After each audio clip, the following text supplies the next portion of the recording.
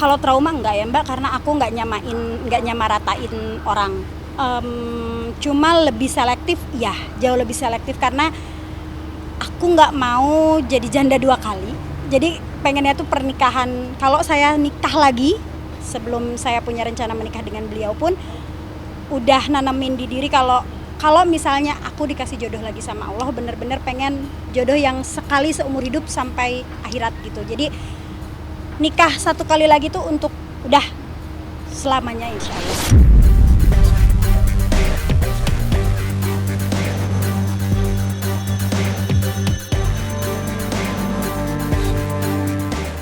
Mawar Afi, luar biasa, aku sampai merinding nih ya. Ini buat aku mungkin ini adalah perjalanan hidup dari sahabatku Mawar ya.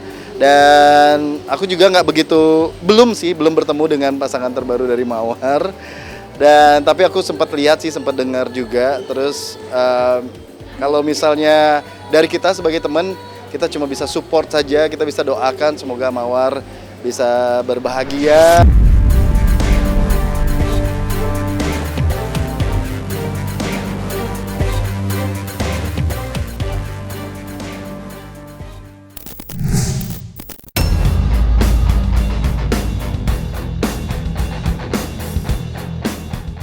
Setelah melewati masa sulit akibat perpisahannya dengan Steno Ricardo, penyanyi jebolan Akademi Fantasi Indosiar atau AFI, Mawar Afi, kini terlihat menjalani hari-harinya dengan penuh kebahagiaan. Sosok pria bernama Kevin Wazeng yang dikabarkan menjadi kekasih barunya tampaknya berhasil membawa warna baru dalam hidup Mawar. Melalui akun Instagram pribadinya @misamawar, Mawar kerap membagikan momen-momen spesial bersama Kevin.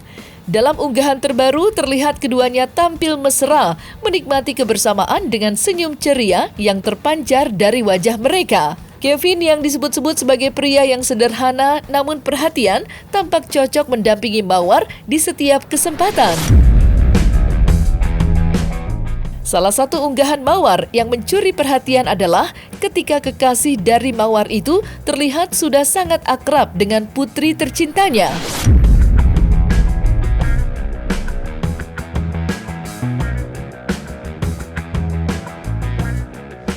Kalau trauma enggak ya Mbak, karena aku nggak nyamaratain orang.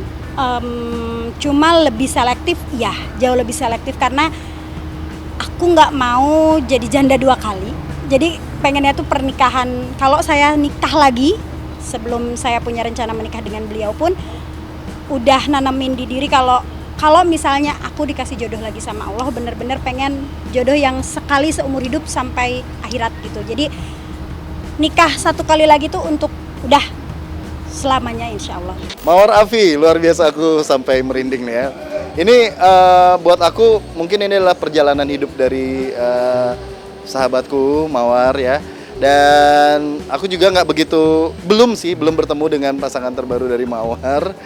Dan tapi aku sempat lihat sih, sempat dengar juga. Terus kalau misalnya dari kita sebagai teman, kita cuma bisa support saja, kita bisa doakan semoga Mawar bisa berbahagia dan luka-lukanya dari masa lalu bisa segera pulih, bisa segera sembuh dengan kehadiran orang baru ini, bisa memberikan warna tersendiri, terus juga bisa menuntun Mawar juga menjadi lebih baik pastinya di kedepannya. Aku ikut bahagia karena ini beda banget ya, karena dari yang aku lihat, aku sempat ngeliat sih sekali ya, sekilas itu Mawar ini dia tetap menjadi dia dengan versi bahagianya, dan mudah-mudahan ini berlangsung terus ya. Dengan pasangan yang baru ini aku rasa bisa mengimbangi sekali karakter dari seorang Mawar Afi. Jadi buat aku kebahagiaan dari Mawar itu pastinya ditentukan oleh pilihan Mawar sendiri. Jadi apabila Mawar sudah menentukan pilihannya yang sekarang ini, mudah-mudahan ini yang terbaik dan bisa membawa Mawar menjadi ibu, menjadi seorang istri, amin-amin ya, atau menjadi pasangan yang lebih baik juga pastinya. Kalau di angkatan kita pasti ada ya pembicaraan tentang Mawar Afi, maksudnya bukan di sisi negatifnya, tapi lebih kepada Mawar sekarang udah punya loh. Oh gitu, oh iya selamat ya, siapa pada kepo gitu, tiba-tiba ada yang share profilnya, oh begini, oh ternyata ini, oh si ini ternyata, wah keren hebat. Mawar, bahagia, mudah-mudahan kita ikut bahagia juga pastinya ya kalau misalnya ada teman kita yang bahagia. Dan kalau misalnya yang minus-minusnya kayaknya so far enggak sih, kita semua ikut bahagia. Enggak sih, biasanya ada aja tuh nanti yang tiba-tiba lempar topik gitu kan. Mawar dong katanya. Kenapa Mawar gitu lah, semuanya udah pada tem gitu. Kalau ditanya H+ berapa, aku juga lupa ya, karena aku juga pada saat launchingnya Mawar juga aku nggak tahu pasti kapan, tapi yang pastinya omongan di antara kita pasti ada gitu loh, yang support ya pastinya buat Mawar. Tapi kalau misalnya ditanya kapan launchingnya, kita teman-teman dari AVI 1 juga pada saat kita konfirmasi, oh ya emang Mawar udah ini ya sekarang gitu ya, dan mereka support dan mereka juga terlihat bahagia. Jadi kita juga ya sebagai teman cuma bisa bilang, wah alhamdulillah berarti Mawar udah ketemu yang terbaik nih untuk dia gitu loh. Terus nanti insya Allah kita akan ada lagi halal bihalal lintas angkatan juga, dan mudah-mudahan Mawar Afi juga bisa ikutan. Jadi kita bisa langsung konfirmasi. Halo Cumi-Cumi Lover. Saya Ola Rahman. Saya Tri Firdaus Akbarsah. Saya Dr. Richard. Kami panitia PPINI mengucapkan Dan Bang Indro mengucapkan Selamat Hari Raya Idul Fitri. semoga terlahir kembali. Minal aidin wal faizin. mohon maaf lahir dan batin. Kisah perjalanan hidup Mawar Afi tampaknya tidak bisa lepas dari sorotan publik, terutama terkait prahara rumah tangganya dengan Steno Ricardo. Perpisahan yang terjadi pada tahun 2022 lalu itu menjadi salah satu momen paling kontroversial dalam hidup penyanyi jebolan Akademi Fantasi Indosiar tersebut. Mawar pernah secara terbuka mengungkapkan bahwa keretakan rumah tangganya disebabkan oleh hadirnya orang ketiga.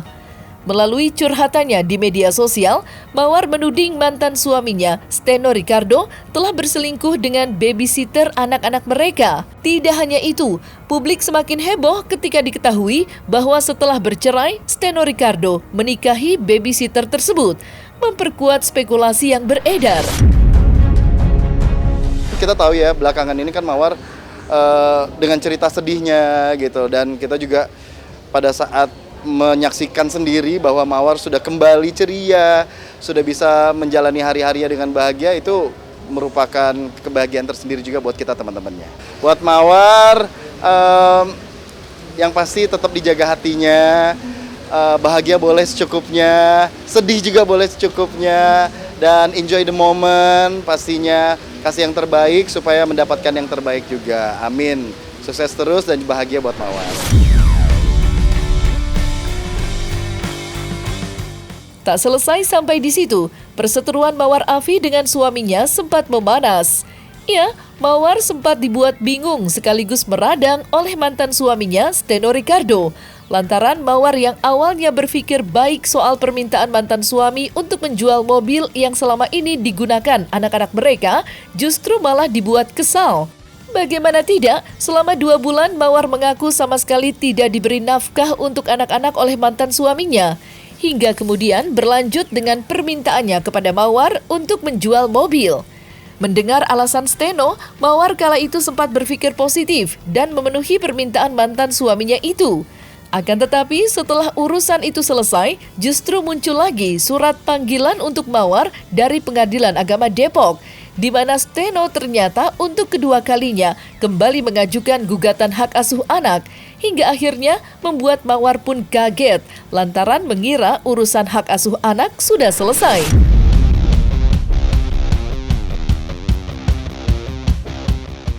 Jadi, aduh, sebetulnya gue tuh nggak mau cerita ini, tapi ya 2 bulan lalu tuh kan beliau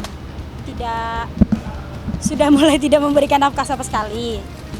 Jadi bulan lalu, ini bulan apa sih? November ya? Bulan Oktober itu beliau menghubungi saya baik-baik sekali, meminta agar mobilnya anak-anak untuk dijual. Terus saya pernah tanya juga sih, maksudnya itu kan jatahnya anak-anak. Beliau bilang tuh ya kan anak-anak masih bisa pakai mobil mamanya, mobil saya gitu.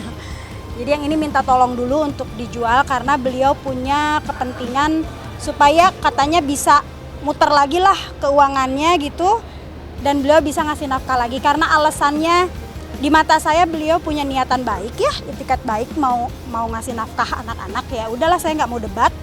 Jadi pada saat itu saya yang menjual mobil itu atas persetujuan beliau juga, terus hasilnya dibagi dua, terus beliau ambil 1/4-nya itu untuk dikasih ke anak-anak, jadi untuk dijadikan nafkah bulan itu ya. Tapi saya kaget karena ternyata setelah itu tiba-tiba ada muncul panggilan sidang lagi. Jadi saya agak sedikit suuzon nih ya, suuzon dugaan saya jangan-jangan itu duit buat lanjut sidang lagi gitu, karena memang setelah itu ada dilanjut lagi gugatan hak asuh anak. Sebetulnya kan kemarin itu waktu sidang hak asuh anak yang pertama itu kan sebetulnya hasilnya sudah ada ya, hasil mediasi itu, dan gugatan beliau itu dinyatakan ditolak sama Pengadilan Agama Depok karena ada hasilnya tuh itikat tidak baik dari pihak penggugat. Tapi lalu setelah diperiksa bahwa itikat tidak baiknya itu karena beliau tidak menghadiri mediasi kedua. Jadi sebetulnya mediasi kedua sih harusnya nggak usah ada ya. Kalau mediasi pertama sudah berhasil, toh sudah ditandatangani oleh prinsipalnya sendiri. Saya dan beliau dicap, bahkan hakim mediasi pun memberikan surat pernyataan langsung ke pengadilan tinggi bahwa hasil mediasi itu sudah berhasil. Di situ poin-poinnya pun sudah disepakati bersama, malahan saya tidak mencantumkan atau tidak menuntut gugatan sama sekali untuk nafkah. Ya kurang ngerti juga ya maunya apa, karena setelah dari situ pun tidak pernah ada saya menghalangi beliau untuk bertemu anak-anak. Setiap hari Jumat beliau jemput anak, hari Minggu dikembalikan ke saya karena kan sekolah, domisilinya dengan saya. Saya nggak tahu apa yang dia mau dari gugatan hak asuh anak itu, karena sama sekali tidak ada rebut-rebutan, nggak ada ibarat kata berantem soal anak. Banyak poin di hasil mediasi yang beliau ingkari pun saya tidak protes, karena beliau selalu bilang alasannya anak happy, jadi ya udah gitu, selama anak itu happy go ahead gitu. Tapi sekarang karena kemarin saya sangat kaget begitu di sidang pertama saya hadir, beliau bilang di depan majelis hakim bahwa kenapa nuntut lagi, karena katanya beliau merasa anak-anak dikuasai oleh saya. Kalau ditutup banget enggak, karena anak-anak masih tetap WhatsApp, tetap ini. Jadi gini, yang lucunya habis sidang itu hari Selasa atau hari Rabu. Harusnya kan Jumat itu beliau nanya anak-anak dijemput atau enggak. Saya tunggu sampai Sabtu, nggak ada telepon, nggak ada apapun, nggak ada hilal sedikit pun untuk memberikan pernyataan bahwa anak-anak mau dijemput. Pokoknya minggu itu tidak ada. Udah blast tuh ya, weekend itu anak-anak sama saya.